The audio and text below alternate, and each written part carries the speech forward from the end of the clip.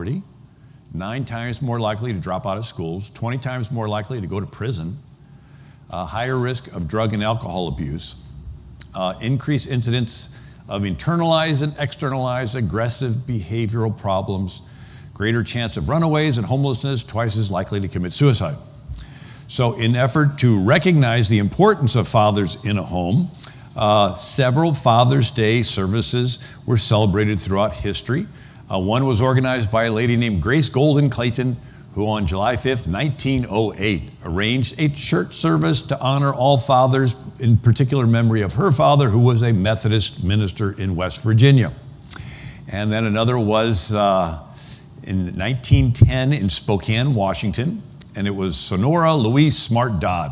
And she heard a sermon on the newly established Mother's Day and wanted to honor her father, Civil War veteran William Jackson Smart, who had raised 6 children by himself after his wife died in childbirth. Sonora Louise Smart Dodd drew up a petition supported by the Young Men's Christian Association, YMCA, and by the ministers in Spokane, Washington, to celebrate Father's Day.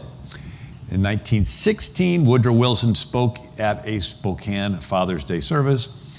And 1904, President Teddy Roosevelt said, "No Christian and civilized community can afford to show a happy-go-lucky lack of concern for the youth of today.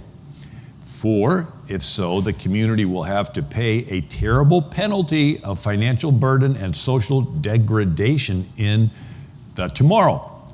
Roosevelt continued, "The prime duty of the man is to work and be the breadwinner. The prime duty of the woman is to be the mother, the housewife." Now we realize that we got to work with the situations that we have today, but he goes on, "All questions of tariff and finance sink into utter insignificance when compared with the vital importance of trying to shape the conditions so that these two duties of the man and the woman can be fulfilled." And so if you think of it, in computers, you have hardware and software. And so you're a spirit, mind, and body. And so your mind is like a super fancy computer. It's more than that, but it's at least that. And your body's like the computer case, which makes it silly for people to argue over what color the computer case is.